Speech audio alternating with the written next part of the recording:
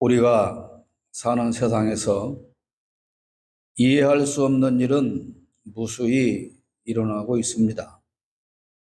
왜 이 나라가 이 모양이 되었는지 이해할 수 없습니다. 윤석열 대통령은 대체 왜 나라를 이렇게 만드는지 알 수 없습니다.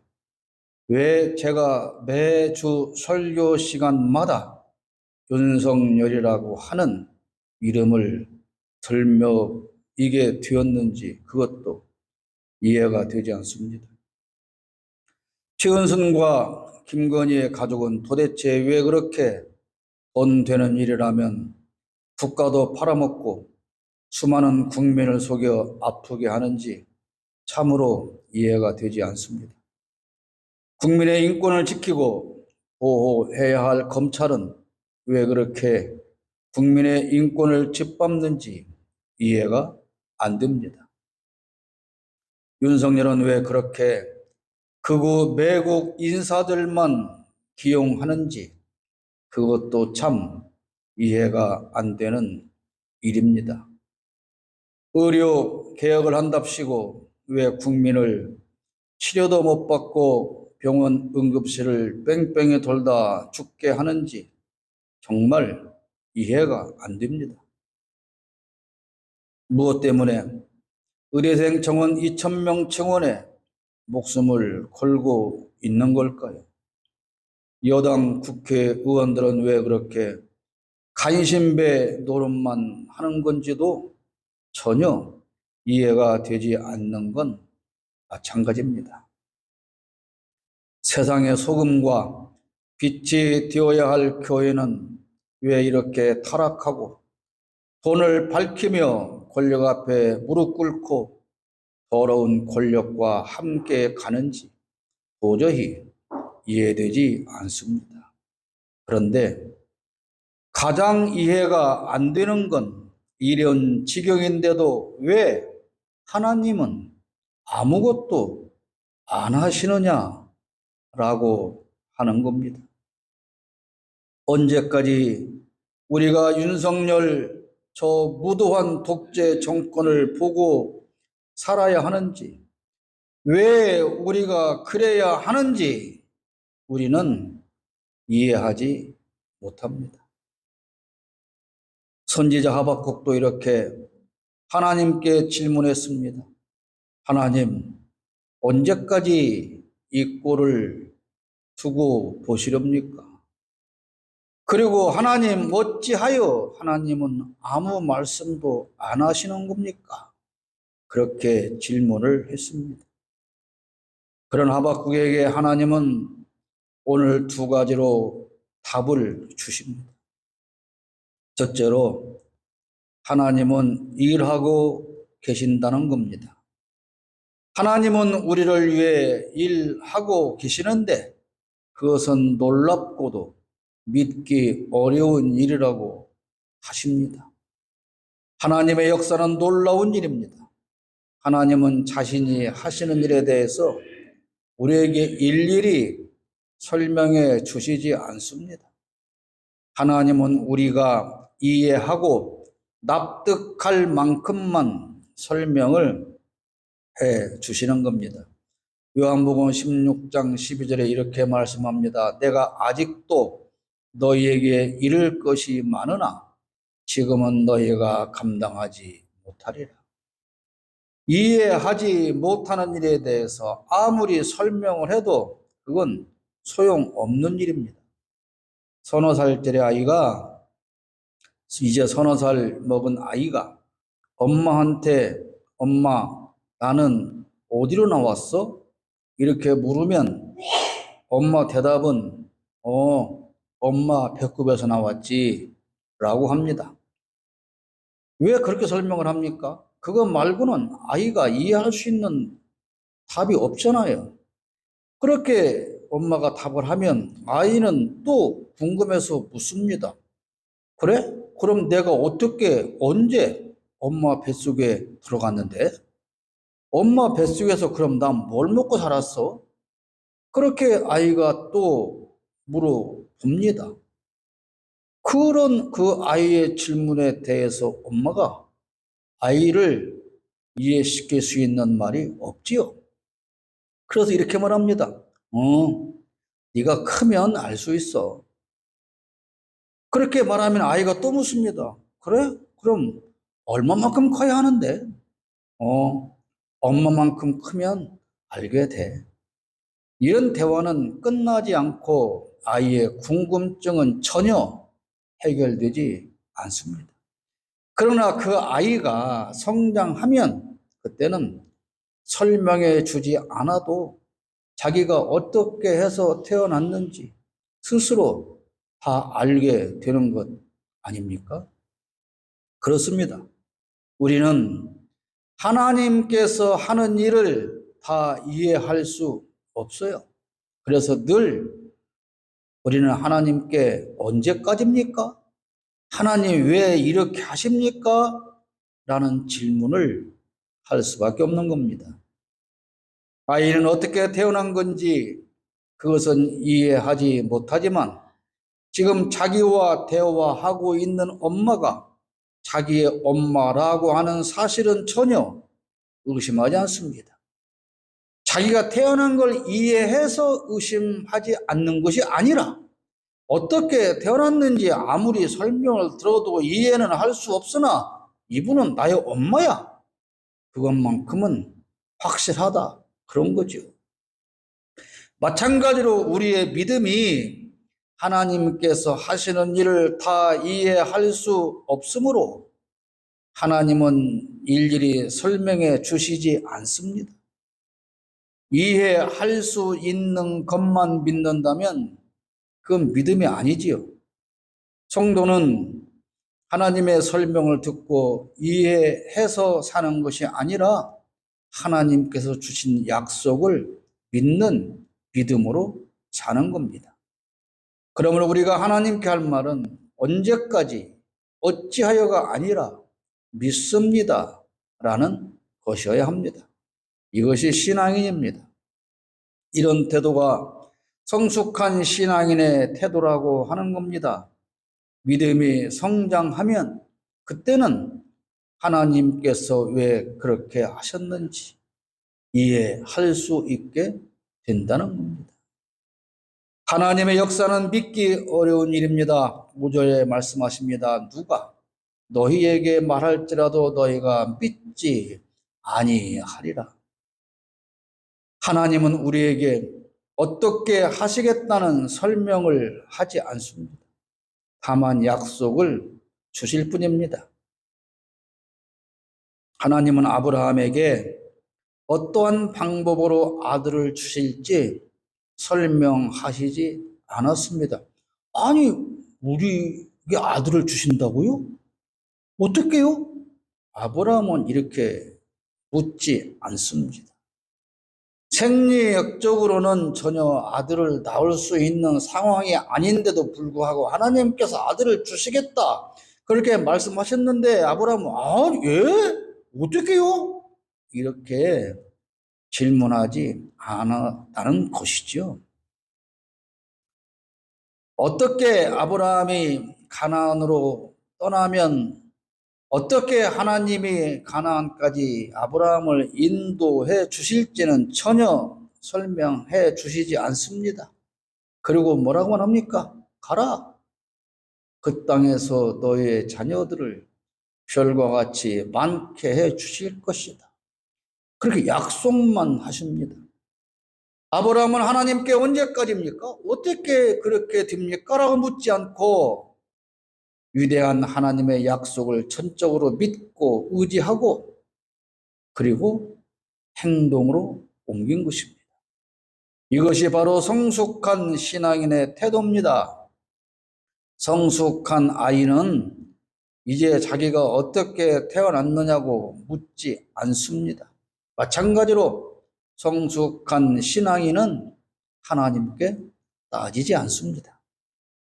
사랑하는 여러분, 아브라함처럼 오직 하나님의 약속을 믿고 의지하기를 바랍니다. 하나님께서 반드시 저 무도한 윤석열 독재 정권을 끝내고 우리를 구해 주실 것을 믿기 바랍니다. 윤석열은 대통령 퇴임 후 자기가 살 집 옆에 경호시설을 짓겠다고 자그마치 139억 8천억 원이라고 하는 예산을 달라고 한다고 하지 않습니까? 그러나 그 집 짓기 전에 반드시 감옥에 갈 것이라고 저는 생각합니다. 그 방법은 우리는 모릅니다. 어떻게요? 우리는 모르지만 그러나 하나님께서 알아서 그렇게 하실 것이라고 저는 믿습니다. 하나님의 역사는 신중하고도 완벽하시다고 5절에 이어서 말씀하십니다. 너희의 생전에 내가 한 가지 일을 행할 것이라. 여기서 말씀하는 일은 기술자가 정성을 다해서 세밀하게 빈틈없이 일하는 걸 의미합니다. 하나님께서 하시는 일은 부실공사가 없습니다. 하나님은 우리를 위하여 정성을 다해 일하시고 세밀한 부분까지 완벽하게 돌보십니다. 우상의 고장에서 아브라함을 이끌어 가나안으로 인도하시고 믿는 자의 조상이 되게 하신 하나님의 일은 정성을 다하는 세밀하고 완벽한 작업이었습니다. 그 하나님은 우리가 실수해서 잠시 잘못된 길로 갈지라도 그것까지도 헛되지 않게 인도하십니다. 가나안으로 갔으나 흉년이 든 걸 보고 양식을 구하러 애굽으로 내려갔던 아브라함의 실수마저도 하나님은 선한 결과로 인도하셨습니다. 그래서 또 말씀드립니다. 로마서 8장 28절. 우리가 알거니와 하나님을 사랑하는 자 곧 그의 뜻대로 부르심을 입은 자들에게는 모든 것이 합력하여 선을 이루느니라. 이 말씀을 믿고 사는 것이 신앙인의 삶입니다. 오늘 우리가 이렇게 살고 있는 것은 우리를 위해서 정성을 다하여 세밀하고 완벽하게 일하시는 하나님의 은혜인 겁니다.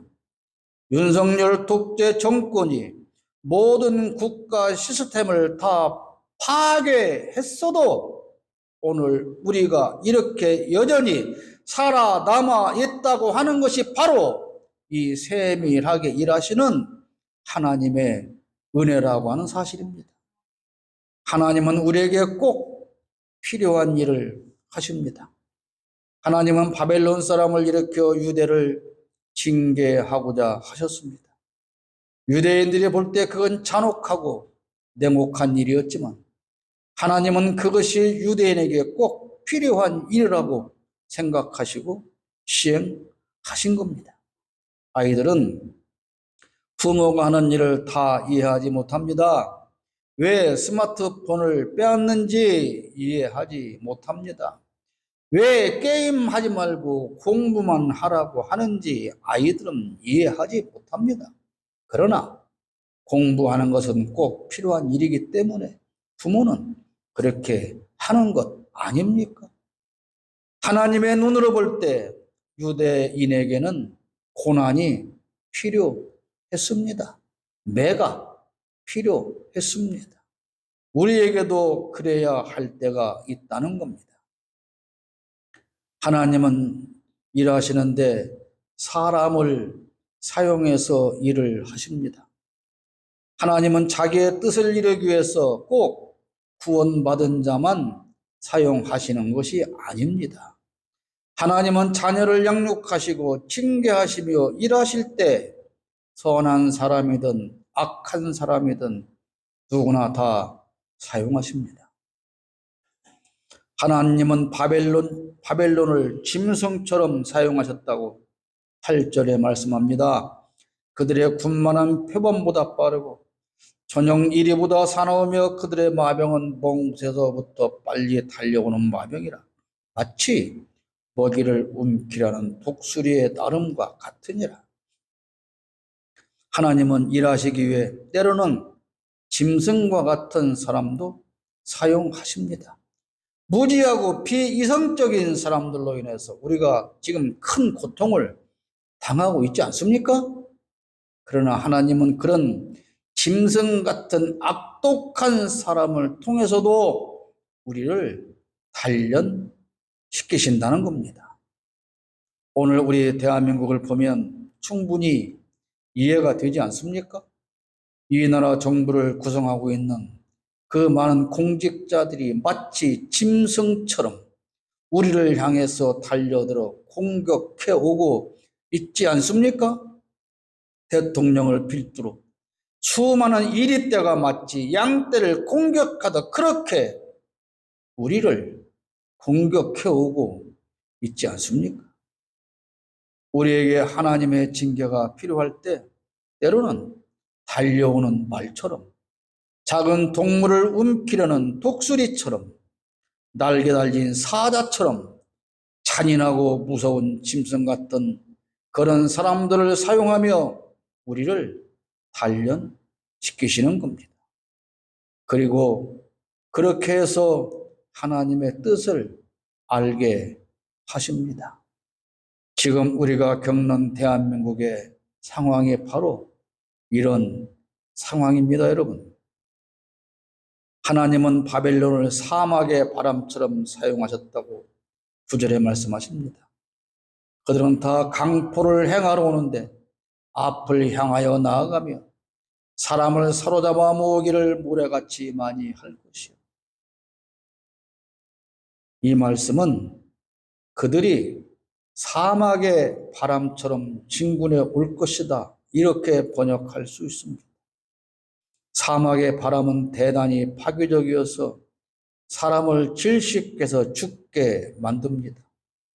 바람이 사막에서부터 불어와 휘몰아치며 모래산을 옮기는 것처럼 바벨론의 군대가 그렇게 공격해 올 것이며 아무도 그들을 막아내지 못할 것이라는 겁니다.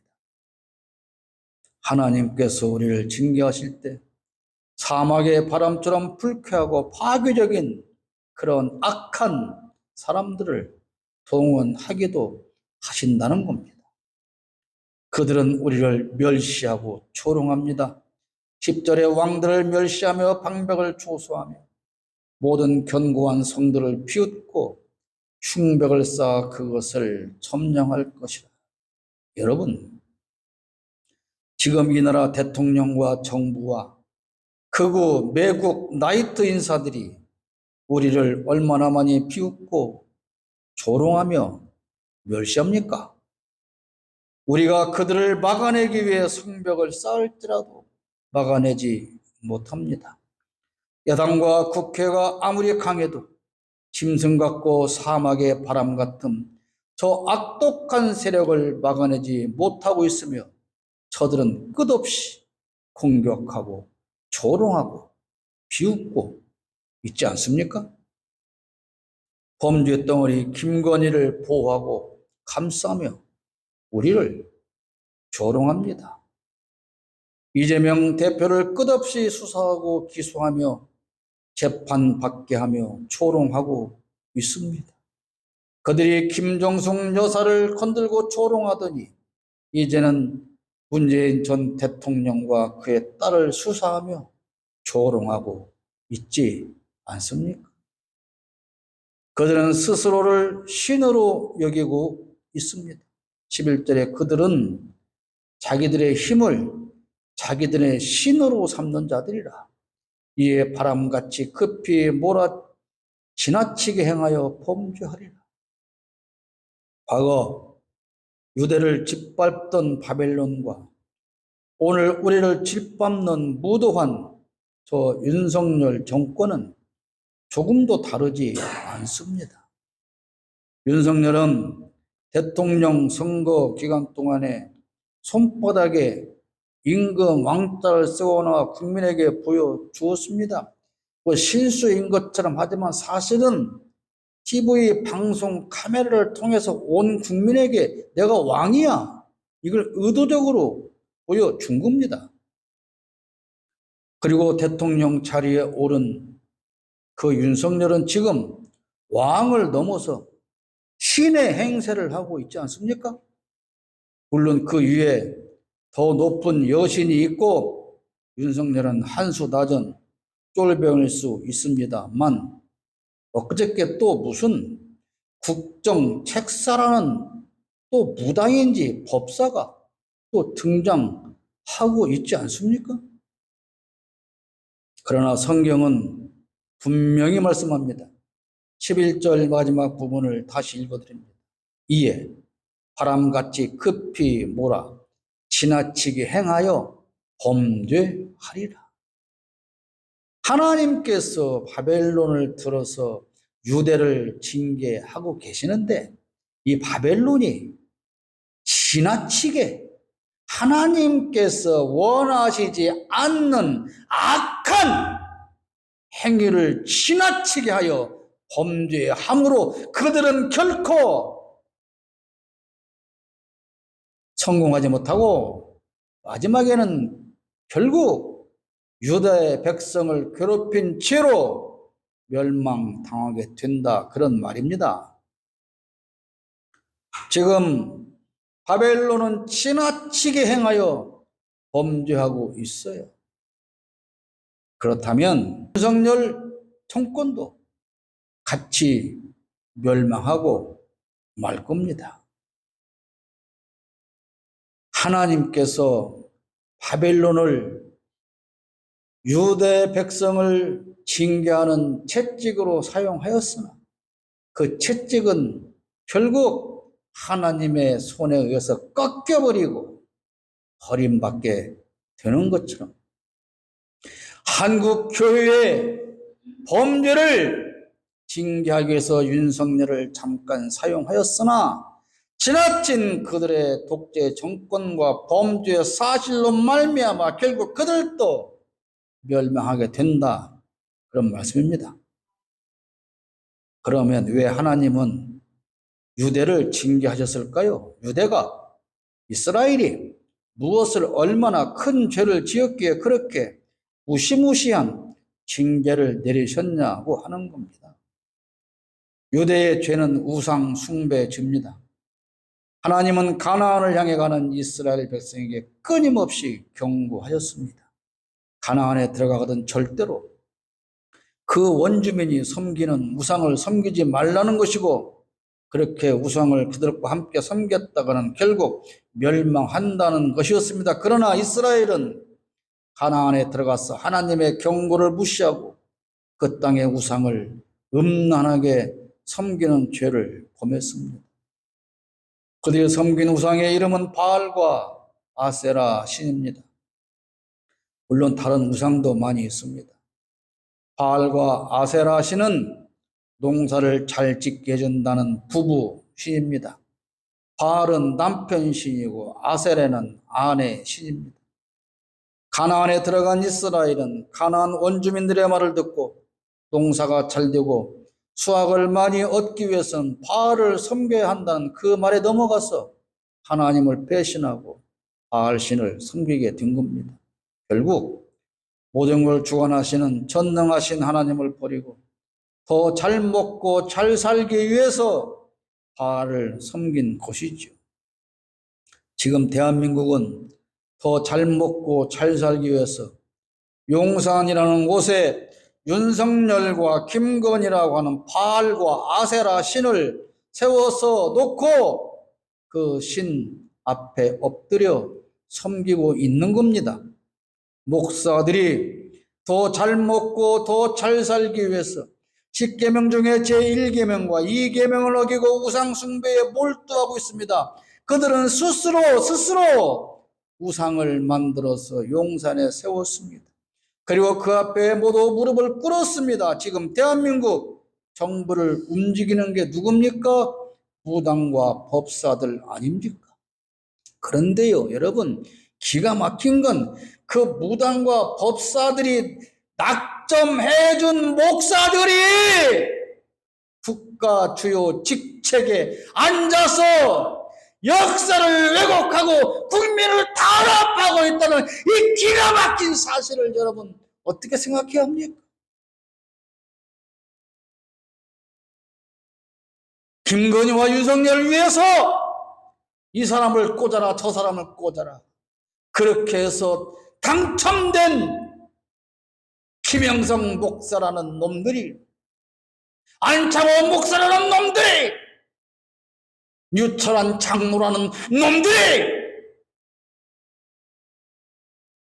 부당들의 계획대로 움직이면 나라와 국가를 파괴하고 있지 않습니까?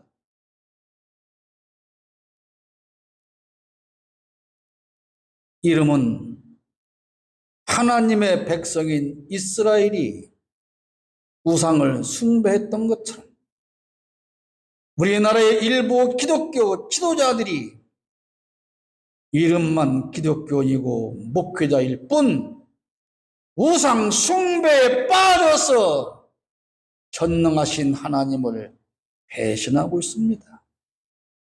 윤석열이 얼마 전에 지금 한국 기독교에는 공산주의가 침투하고 있다는 유튜브 방송이 있는데 그 방송 주소 링크를 김정환 목사에게 보내줬다는 거 아니에요? 네? 기가 막힌 거 아닙니까?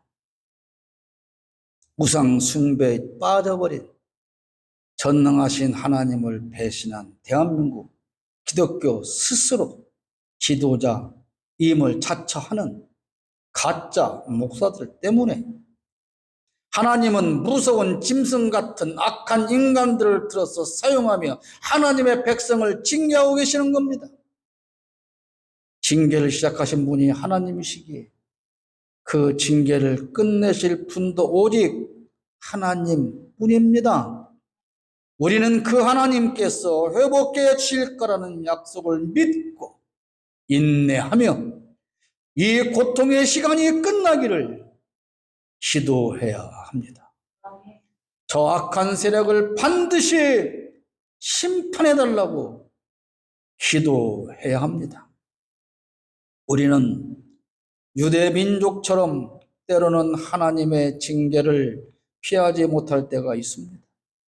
때로는 감당하기 힘든 짐승 같은 사람들 때문에, 때로는 사막의 폭풍이 불어오는 것과 같은 어려운 상황 때문에 하나님께 따지기도 하고 원망도 하지만 그 모든 일들 자체가 결국은 우리를 향하신 하나님의 사랑이라는 사실을 믿어야 합니다. 하나님의 일을 다 이해할 수 없어도 오직 의인은 하나님의 약속을 믿는 그 믿음으로 사는 겁니다, 여러분.